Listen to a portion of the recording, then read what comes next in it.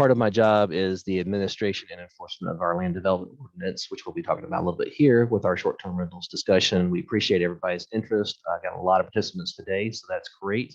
I'm going to let Mayor Vaughn say a couple of words before we get started, and then I'll walk through some details as we get ready for our session. Good afternoon, everyone. I'm pleased that you took time out of your day to talk about this short-term rental.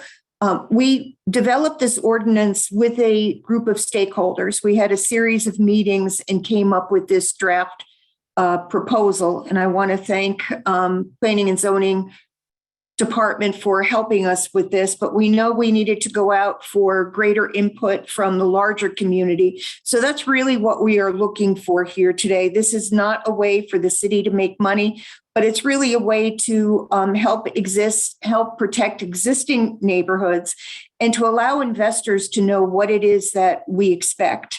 So I look forward to a good discussion. I appreciate that you're here, and please know that we are willing and ready to take your suggestions before we finalize this ordinance. You know, one thing about the city of Greensboro is we have an awful lot of events that come to town, and we know that we don't have an adequate number of hotel rooms. We are in a little bit different than maybe other cities are because we really depend on our short-term rentals. That's one reason why I think it's very important that we are able to work together and come up with a good ordinance. So thank you for your time today, and I look forward to the discussion. Thank you, Mayor Vaughn. Share my screen here.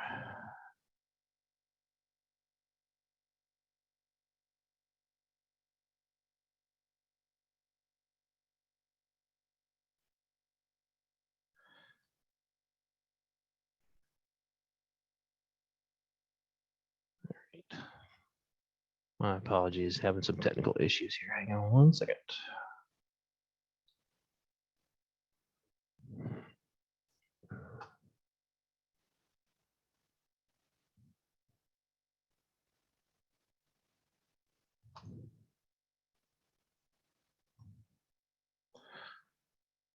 Okay, so real quick, just kind of walk through the format of the discussion today. There are a number of folks in the meeting. I think we're up to over 50 participants at this point. So what we're going to do is I'm going to walk through a brief presentation to talk a little bit about kind of how we got to where we are and the aspects of the proposed ordinance. And that what we'll ask you to do is if you have questions or you want to make some comments, if you'll put those in the chat box for us. Dana Kluke is on the line. She's a staff person here with planning. You can wave real quick, Dana, everybody. She's going to be monitoring the chat box for us and going to be able to kind of walk through and tell what those questions are. I hope I'll be able to answer questions for you today. There may be some things that we may not be able to answer for you. And so we're going to be recording everything that is said today. And we're going to look to do some kind of a follow-up information, kind of like a question and answer document or something else to make sure we capture all these. We're trying to get comments after this meeting as well. So this is not the only opportunity to comment on this. Probably going to look to go through the end of March trying to do that. And obviously there's a website at the end of the presentation where you can go and give us additional comments. I will be looking forward to talking to folks individually as necessary and trying to answer questions as well. So let me walk through the presentation and then we'll go from there to get some information. If you're having any technical issues or if, for instance, you can't hear me speaking, if you will also kind of put that in the chat box as well, Dana and also Rachel McCook, our other staff person, will be monitoring that to help deal with those technical issues. And I'm not quite sure why my screen is sharing the way it is, but we'll go through it anyway. Basically, what we are talking about is regulating our short-term rental uses under the local zoning authority for the city of Greensboro. Just for some background for those that may not be as familiar with that, the state of North Carolina is the entity that gives the city the local authority to do zoning. And really the broader purpose of zoning is to promote the health, safety, and general welfare of the public. We're basically at the end of the day trying to balance the rights of property owners to use their property as they desire to do so while not infringing on the rights of other property owners to do the same thing or create undue burdens to the public. So generally zoning regulates a variety of things. Uses is the big topic with this session today, but also things such as size and scale of development, where buildings may be placed, and other features of site. What zoning does not regulate in terms of our authority is interior of buildings. There's no distinction in terms of zoning with uses with the whether property is owned or rented by an individual. And there are things that, in terms of behavior, such as noise and how well a property is maintained, that are not part of the zoning conversation. So the first thing to make sure everybody's clear about, the term short-term rental is actually not currently defined in our land development ordinance. Basically, the way our ordinance is set up is that if something is not classified, it is prohibited outright. However, the director of planning is authorized to try to find the uses that are most similar to that use in the land development ordinance, and then we can use those provisions to regulate that particular use. So currently, short-term rentals are regulated under the tourist home bed and breakfast provisions. And as you can see on the screen, a tourist home is basically a dwelling in which lodging with or without meals is provided overnight for overnight guests for a fee. We have broken out some standards relative to where those are located. So in our single family zoning districts, you'll maybe remember R3, R5, and R7. Those tourist homes are only allowed with a special use permit. In other zoning districts, multifamily, office, and some of our commercial and mixed use districts, this use is allowed without a special use permit. So that's one clear distinction on how we're regulating today. Additionally, there are some development standards that go with our tourist homes. And so we have a separation requirement right now between tourist home uses. There is a limitation on the number of rooms that can be rented as part of that. There's a standard that talks about the owner or operator of the home must reside on site. And basically what that means is that that property is their principal residence. They are only allowed in buildings that were constructed as dwellings. So they're not allowed in buildings that may have been designed for another use and then converted to residential uses. You also see that there is a limitation on how long individuals can stay, but that is not a limitation of how often the property could be leased, or excuse me, rented out. And there is an option to do some signage as well, a small sign to identify that tourist home. So as the mayor said, we pulled together a stakeholder group back in the summer of 2021 to really take a closer look at short-term rentals. This is a combination of many different things. This obviously is a use that has been expanding pretty rapidly in the city. There have been some issues between short-term rental operators and adjacent property owners, and we were trying to strike a balance and figure out what's the best way to proceed for Greensboro. So we evaluated the provisions that were adopted by other North Carolina municipalities, specifically Raleigh, Asheville, and Wilmington are the other major municipalities that have adopted rules related to short-term rentals. And then our group itself, we were trying to get a lot of different perspectives. So we did include short-term rental operators so we could get their perspective on how they operate their use. We had some land use attorneys to help us because there are some legal issues involved in this conversation.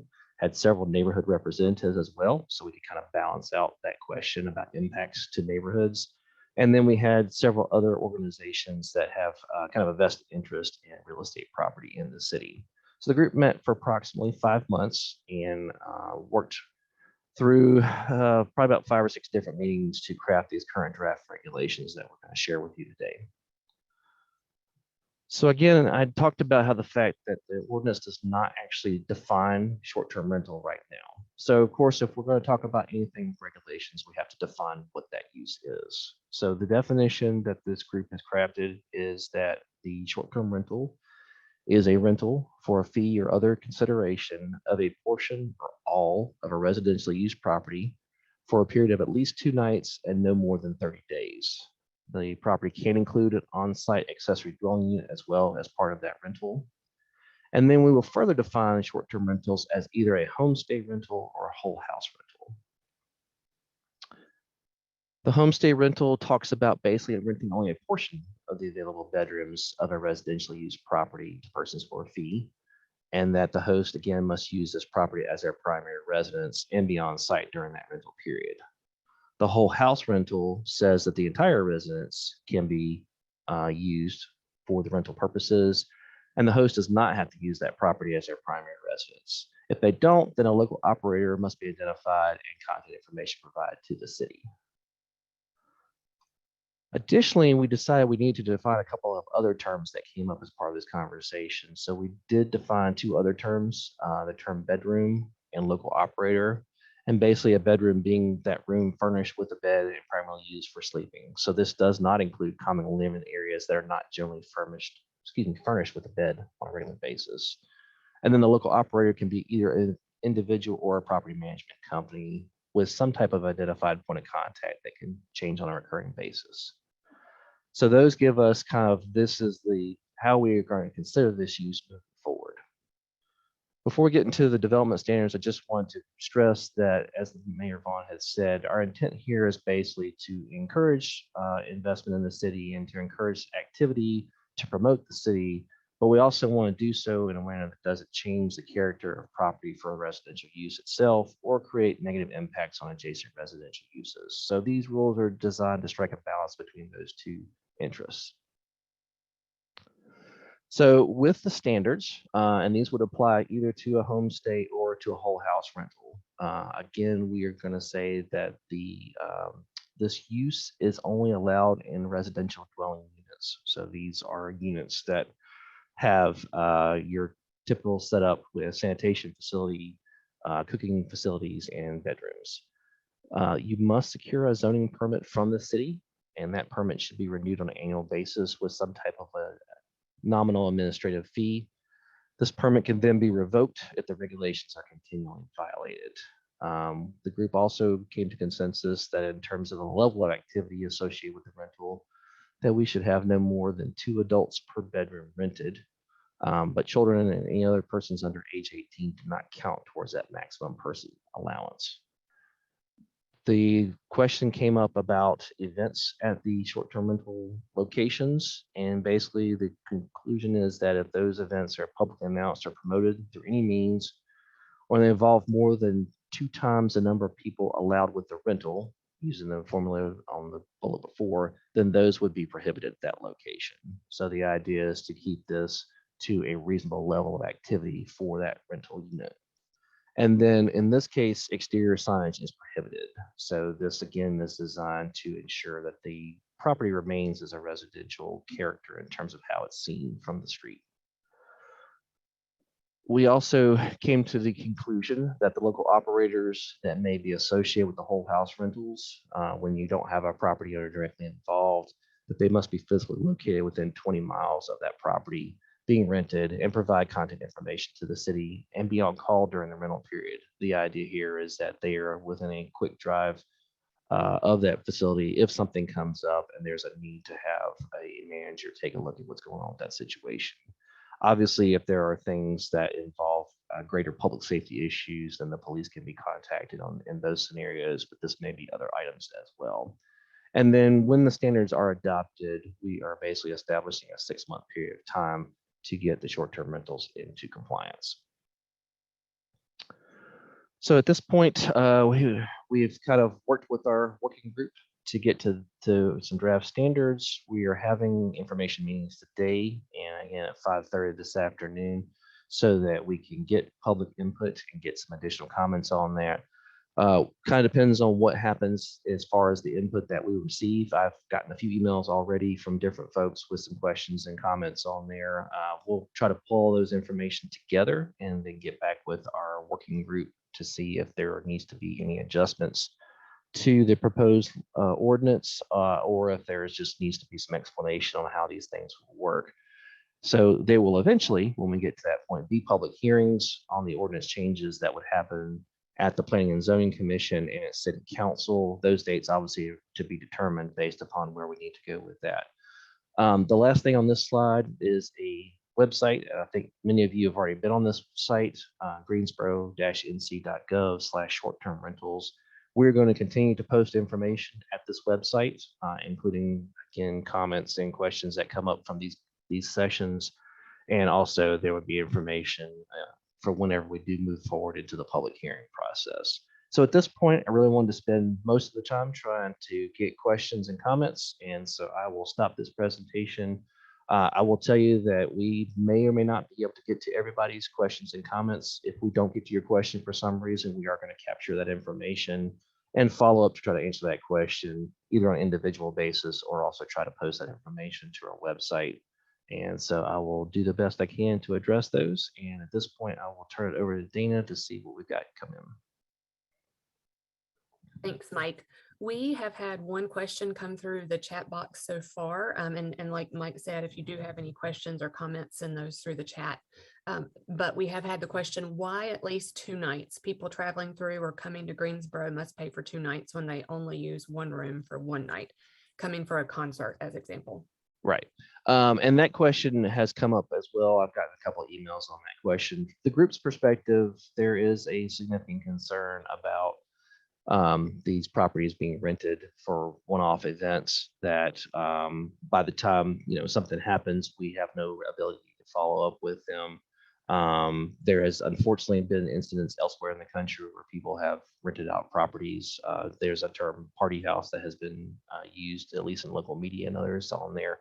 So the group felt like that if there was a longer term commitment on there would be less chance of having those types of issues. So again, trying to balance out the activity at the short-term rental with potential impacts on adjacent property owners. So that's why that's being proposed at this point that way. But it is a good question.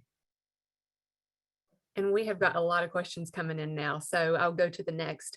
Someone says the owner operator being on premises is still unclear to them. So will that be defined somehow, Mike?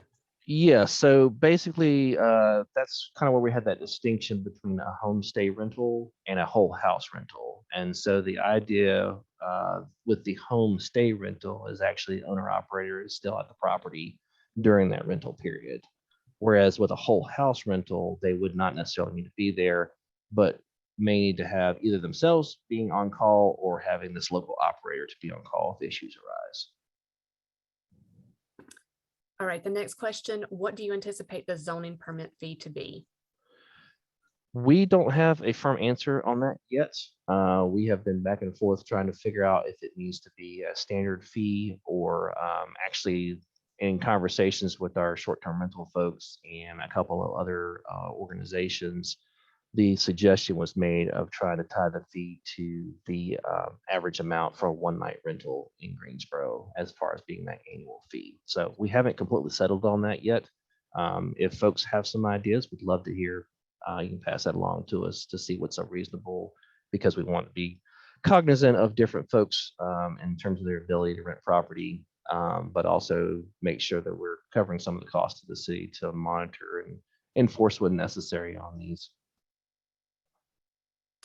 All right, the next question, the rental period for these notes is 2 to 30 days. Is the 30-day cap because there are already rules for rentals greater than 30 days? Yes and no. Basically, what's after 30 days is considered kind of a longer term rental. And we are aware of this is a fairly significant trend where people are renting for a month at a time or a couple months at a time because they're traveling, they're on work assignments, those kind of things on there. Basically, after 30 days, that's just considered like a normal rental period, like you would typically rent a property.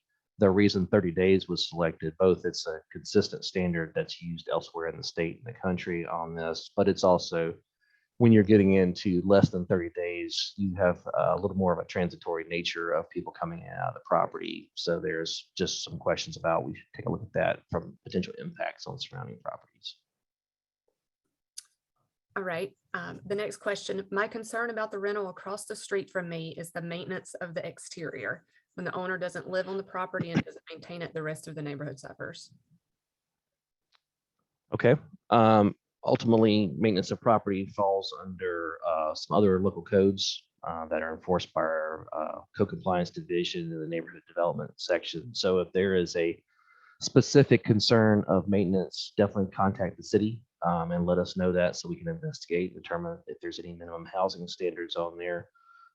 We are intending with the zoning permit to also stress to have some minimum information, such as the non-emergency police number, the information on when trash pickup is, for instance, and some things like that, so that the property can kind of be properly maintained by renters while they're there.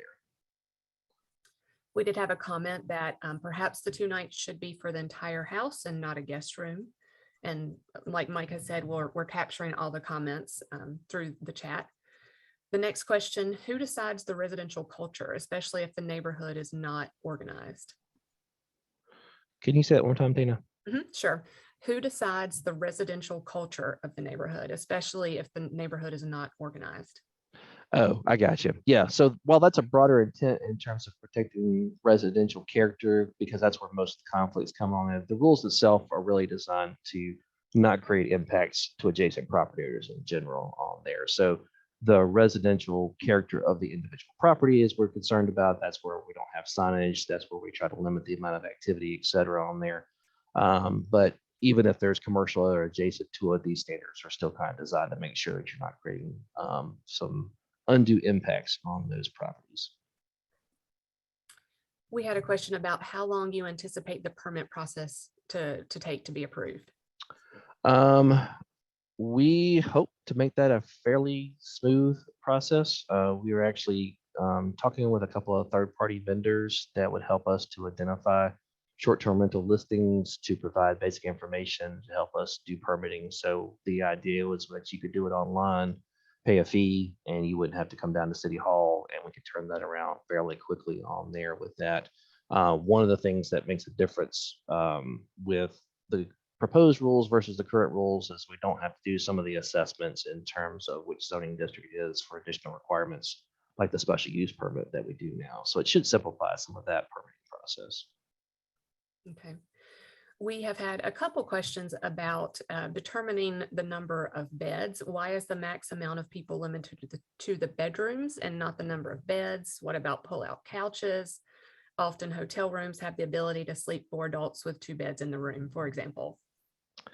That is something I think that the working group kind of tried to figure out what's the best way to kind of manage that. I think that the way we have the ordinance now talks about guest rooms in terms of that. So they were trying to have some consistency with what the current rules are with that. One of the reasons to define the bedroom was to not have where you basically are the couch surfing and basically taking rooms that are not typically used as bedrooms and then converting them into. So that's part of where they're trying to balance that out from activity. But that's something we can obviously take a little bit more look at. And I think it was bedrooms versus number of beds. Is that what Yeah, Okay. yeah. We've had a question. What about a tiny house in the yard? It sounds like it couldn't have a kitchen under these new regulations. Well, every tiny home that I'm aware of has the minimum a bathroom, a sleeping area, bed, and kitchen facilities on there. So as long as it's a dwelling unit, it can be used for this purpose on there. So I think that actually would still be okay, either as a principal use if that tiny home is a principal use of the property, or if there's just an accessory dwelling unit. Is it possible that short-term rentals will be allowed in some neighborhoods but not others, or will the ordinance be citywide with no exceptions? Yeah, so this ordinance is going to be citywide. So it basically is if you meet those general requirements on where it's going to be located. We do have some limitations in terms of where residential uses are allowed. So it will still be tied to where residential uses are allowed when the ordinance is adopted. But it is a citywide, so it won't make a difference if it's a downtown neighborhood versus a neighborhood out by the airport or something like that. Someone asks, who will be monitoring the property usage? Would it be new inspectors? This is one of the reasons we're talking with a third-party vendor, because we do have limited enforcement capacity with other things on there. We would like to be able to use our in-house enforcement to deal with issues where we actually have violations going on versus just generally keeping an eye on properties with that. So that's one of the reasons we're trying to contract with a group that will help us kind of monitor the listings on there. But we will still follow up as we normally do with complaints and do investigations like we do with every other zoning violation. Okay. Is there or will there be a mentorship program available to people who have lost permitting due to non-compliance? I do not know that we have actually asked that question. Obviously, if a permit's revoked, we got to be able to figure out that they're going to be able to be in compliance in the future in order to reissue a permit on there. But honestly, we have not gotten that far in our thinking. So that'll be something that we'll take back to the group and see if we can talk through that question. And it sounds like it's basically if a permit's revoked, how can they get back into the program afterwards? Is that what? Okay. That's what I'm reading into it as well. Okay. If there's any clarification, just put that back in the chat to the person that asked that question.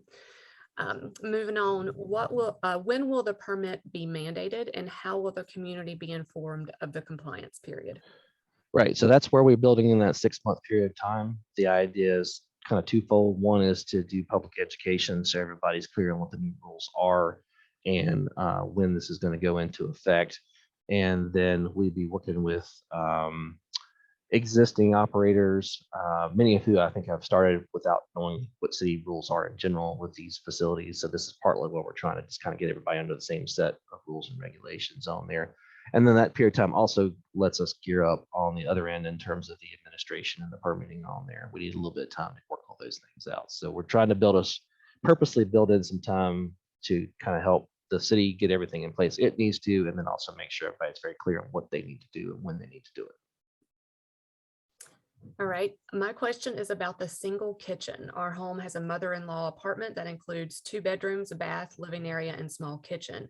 Is it separated from the main home with its own kitchen where we live? It is separated. Is this a problem with the kitchen provision? We have options for accessory dwelling units that can be either in houses or separate from that. I mean, to be considered a true accessory dwelling unit, then a kitchen option would have to exist. We may need to look at that a little further, maybe get some more details on that. If you could email me that, a little more detail on that, I might be able to give you a better answer on that question. All right, we've got a couple comments I wanted to go through right quick. We have a volunteer to mentor. They think that would be a great program to have. Defining the bedroom would be helpful. Limiting to 2 people is not good. We did have another example. Real happy to have this happening, just needs some tweaks. And then to the next question, what about signage to indicate parking specifically for downtown areas with off-street parking? There's nothing in the current rules that address parking related to this use. If this is a question about trying to ensure people are not parking in areas they're not supposed to, I'm assuming that's going to be typically with any other residential use. If there are areas designated that are not to be used by other persons, I assume this is getting to questions about a resident permit, which we have in a couple of neighborhoods near downtown on there with that. We'll have to look at that a little further because I'll have to talk with our transportation folks and figure out if that's transferable in some capacity or not. I think that's the question. And if not, please add chat and we'll try to clarify that for you. Will there be a limit on how many short-term rentals can be established in a certain neighborhood or section of a neighborhood? We are not proposing any type of limitation. Other jurisdictions have looked at spacing. As I said, there is a spacing requirement right now under the tourist zone on there. And other places have looked at either a certain percentage of the overall residential units available in certain areas, or have looked at spacing or something else. We're not proposing that. Actually, Wilmington is in litigation right now over their short-term rental, and I think one of the issues is the limitation on the number of rentals that can be in that community as is one of the things that's being contested in that particular conversation. So at this point, no, we're not proposing any type of separation or limitation on the number in any particular area. And somewhat related, and another question about neighborhoods, will a neighborhood be able to override this ordinance and not permit this? Once this is adopted, the city will enforce the rules that it has available. So I guess the question is if there is concern either in terms of the application of the rules that can be appealed. There's effectively a decision of the city staff that can be appealed, or there can be attempts to further change the rules, I guess, after they're adopted, if that's an issue.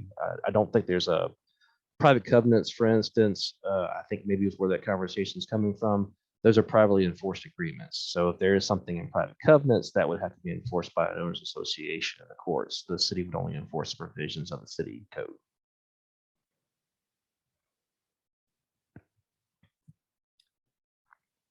All right. How does a short-term rental register if it is offered for both the whole house and partial house, depending on the customer's needs? Right. I think we have decided, came to the conclusion that they would register as a whole house rental, and then they have the option if they want to do the homestay, they could. But the distinction was that the homestay, because it had the requirement of the owner being there on property, was a much more narrow type of rental on there and needed to be classified separately. But a whole house rental could potentially offer both options. All right, we've had a comment that says permit fee should be based on the cost to issue the permit, not the income. Okay. And that's something we could take a look at for sure on there. The fee should be inclusive for people needing this option as a way to help survive a financial hardship, a nominal fee of $50 like the previous privilege license structure versus larger fees that investors with many properties may be better able to afford. And that's actually that was one of our considerations. We were trying to figure this question out, is how to balance out folks that are just trying to do a little bit of income on the side versus ones that are looking to do much more of an investment type of scheme.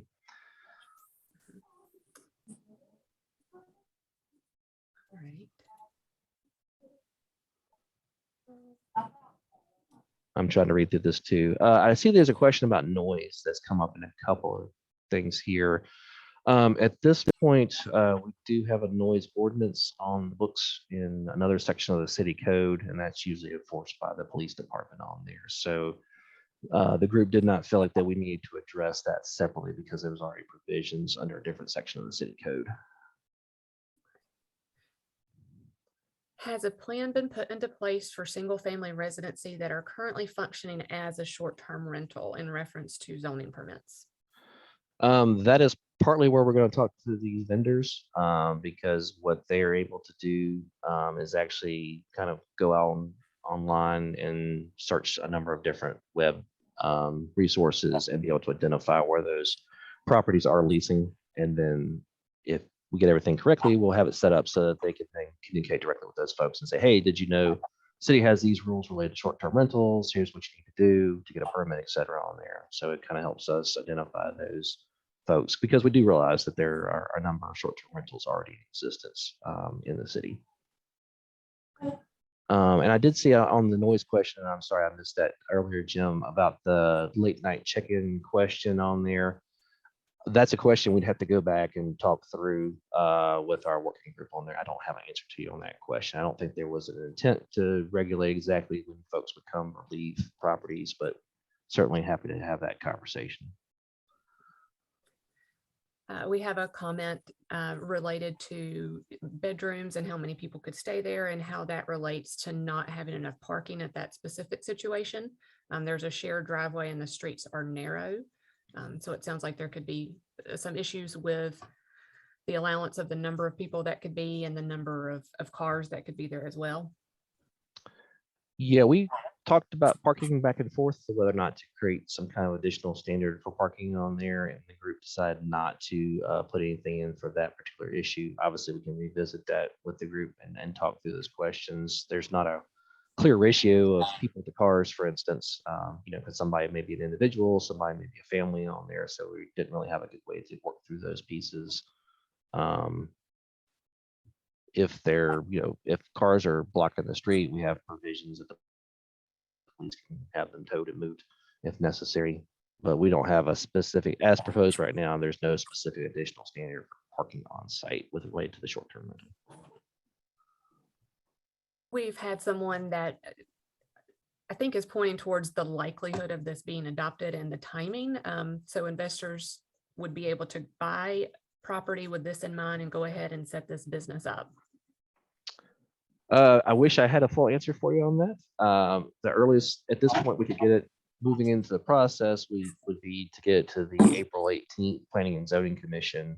But we want to make sure we have all this input first. And I think there will be a little bit of time we want to look through these comments and questions and see if there's changes or other things that we need to address before we move into that public adoption process.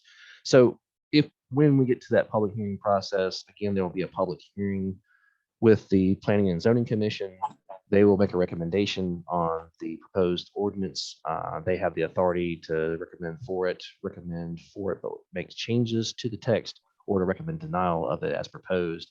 And then City Council will hold an additional public hearing and have those same options as well. So there will be 2 formal public hearings before any rules are adopted.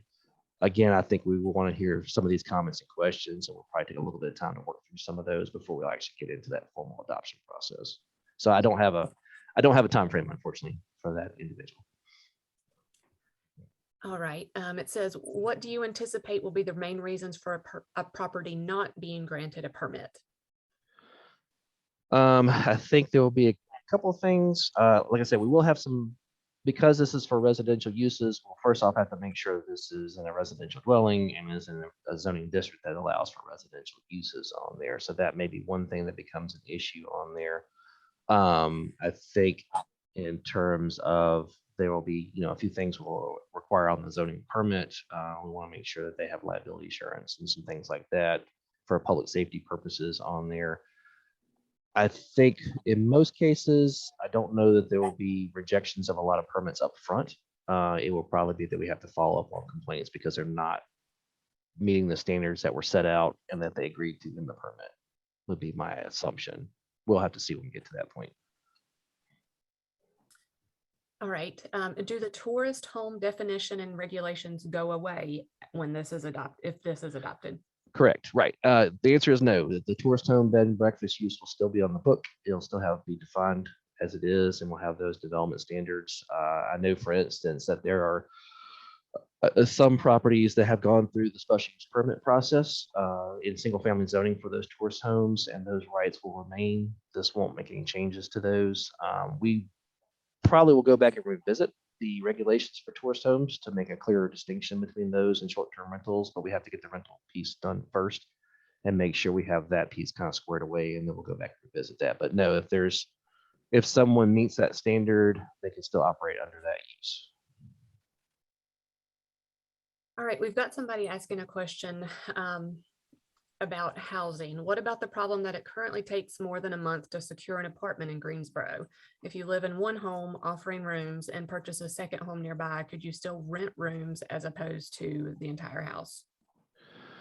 So if I'm understanding that question is basically, can I rent somewhere for more than 30 days while I'm waiting for my other house to be built or to get a permanent residence? Do you think that's the best interpretation? I think so. Okay, so yeah, that gets back into the question about if it's longer than the 30-day rental period, it's just going to be considered a standard rental, and so it'd be treated like a single family or a multifamily residential dwelling, and there wouldn't be any additional standards on there. Again, the idea here is that because this smaller period leads to more turnover and there's a lot more activity going on at the house, that's why that distinction is made. So more than 30 days, we would treat that as a normal rental and wouldn't have these additional standards. All right, I apologize for that. So what I asked previously was meant to be 2 different questions. Okay. Oh, so okay. we've got the issue that, and I guess this is more of a comment, that currently it takes more than a month to secure an apartment in Greensboro. So I think that's a comment towards housing availability. But then there was the question of, if you live in one home offering rooms and purchase a second home nearby, could you still rent the rooms as opposed to the entire house? And I'm trying to keep up with the messages that you might have. Yeah, and I think there's a lot going on there. Yes, I think that, yes, I mean, this is not proposing separation requirements, for instance, between short-term rentals. So if somebody is, the owner operator of a property and they can do the short-term stay there, they can do the whole house with the contacts and the operator on there. If somebody's there longer than 30 days, as an individual rental, it's just not applicable to these particular provisions on there. So, and that may be part of where we have to investigate and determine when a rental period started and when it ended to see if it's operating in that manner. All right, we've got a specific question, Mike, if you could pull this up, about the slide referencing gatherings being publicly announced. If you don't mind pulling that up, I'll also address something else. Well, you already got it up. Let's go ahead and talk about it. Okay. The Let's see. question Yeah, we're here. is, will an email be sent to the attendees about the dates of the public hearings? And Mike, I think if you hit that resume slideshow button, that will go full screen. If you'll go down and to the right. Yeah, my problem is I have two monitors apparently, and it doesn't want to cooperate on this side. I apologize to everybody that you're seeing all the extra stuff on there, but it's not. Technology is wonderful when it works correctly for you. So let me get down to, so we have the website set up here for short-term rentals. Yes, we do have the email addresses for everybody that's participating today and the one at 5:30. So the thought was that we would post information on this website, and then we will also communicate back out via email distribution list based on what people have provided to us, which is one of the reasons I was clarifying a couple people to make sure I had last names, so we can make sure that we were getting that information to you. So we will definitely make sure that you're aware when this moves into a public hearing discussion. I wish I could give you better dates, but I just can't right now. And did you need me to go back to the gathering question, Dana?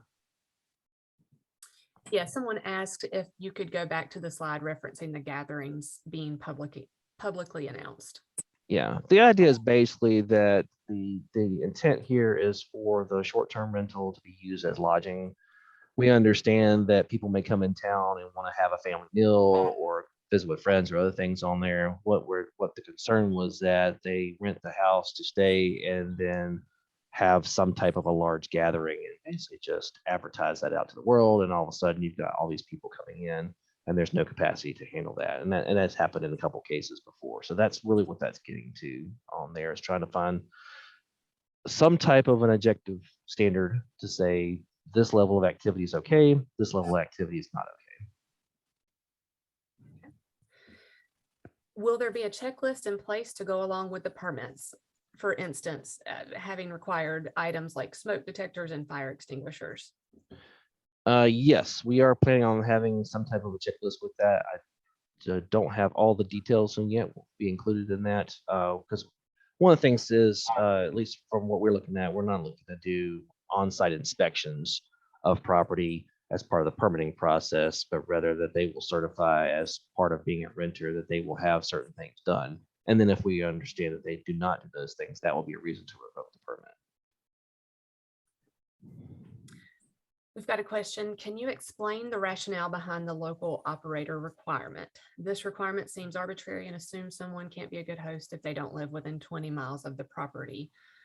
Does the city require people leasing a home for 30 days or more to have a local property manager live within 20 miles?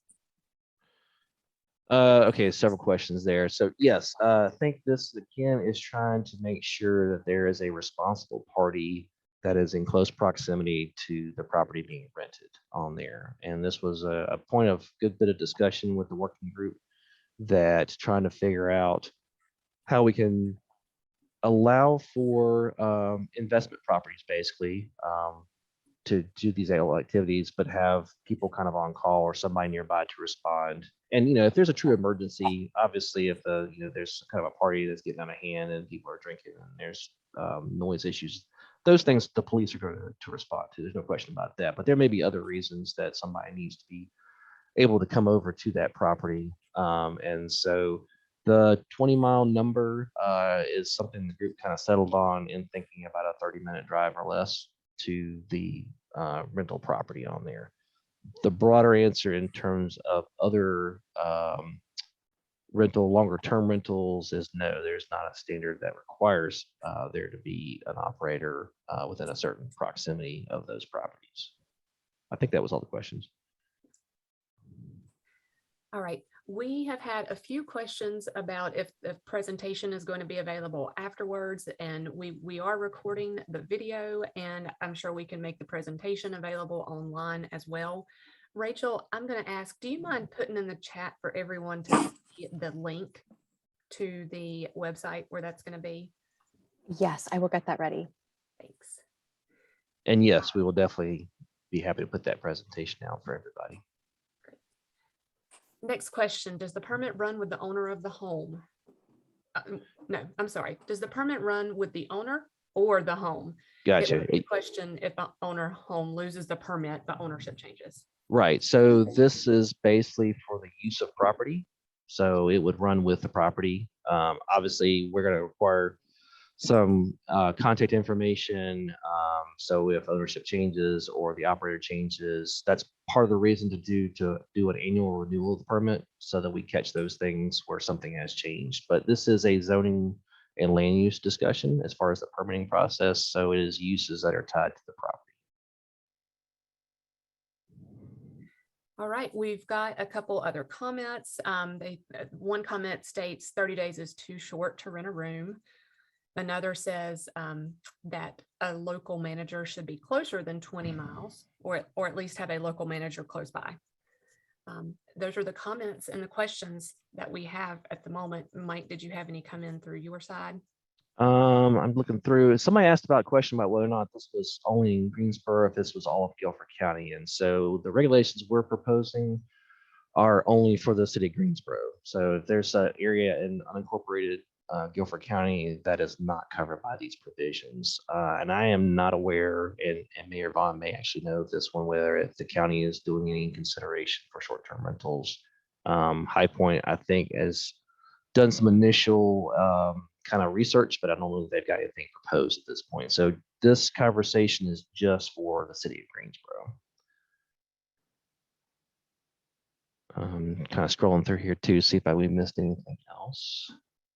Somebody asked about the 400-foot separation for tourist homes. I think I answered that earlier that we're not changing the provisions for tourist homes, so those standards are still in place at this point in time. We will most likely revisit those at some point, but we don't make any changes with this particular ordinance adjustment. Mike, I've had another question come in. Mm-hmm. If people under age 18 do not count towards the maximum, does that mean any number of people 17 and under could rent a room? Potentially, yes. I know this is a question we kind of went back and forth trying to figure out the best way to come up with an objective standard. And so, yes, again, those 17 and anybody under 18 would not count towards that maximum calculation.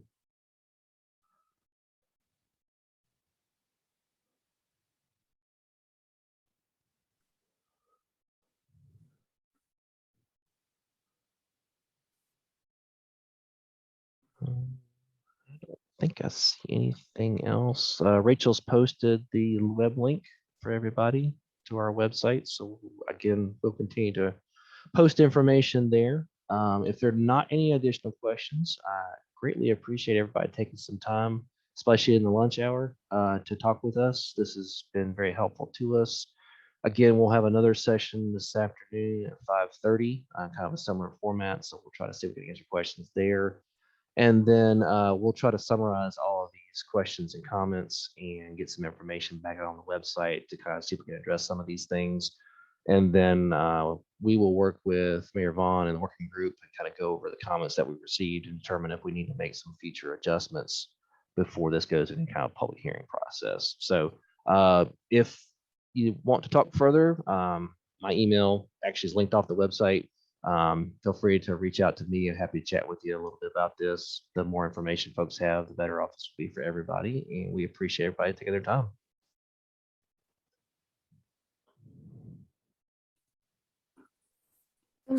Good afternoon, everyone. Before we close the meeting, it's come to my attention that the website page is either sending you to the place where you registered for the meeting or it's not found. So let me just retype the link again to make sure that we get that in the chat before you leave.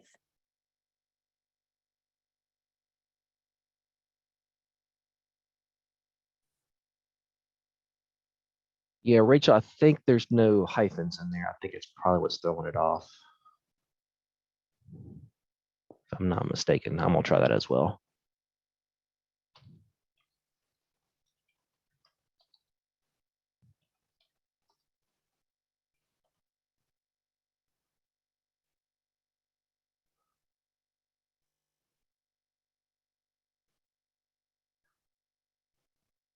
So basically the website, it's greensboro-nc.gov and it's /short-term rentals, all one word, and the S, the T, and the R are capitalized. So if you try that, and Rachel, if you want to pop that back in.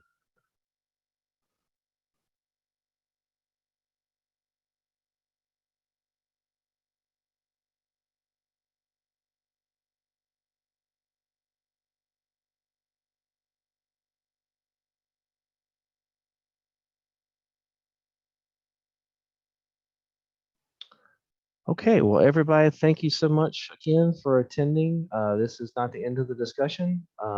We definitely want to continue. If you think of some other questions or you have additional comments that you want to make, there are links on that website to send us emails, and those will come to me, and I'll be trying to compile that with staff so we can get that together. And this has been very helpful to us in terms of trying to think through impacts of these proposed changes and how this is going to work. And we hope that we can find a great balance to really encourage folks to come and stay in Greensboro and spend their money here, but also make sure that we're not unduly impacting adjacent property owners in the process. And with that, I will just, is there any last minute comments, Dana, from anybody? We thank you. We hope this passes. Thank you, ma'am. Okay. Well, everybody have a great afternoon then.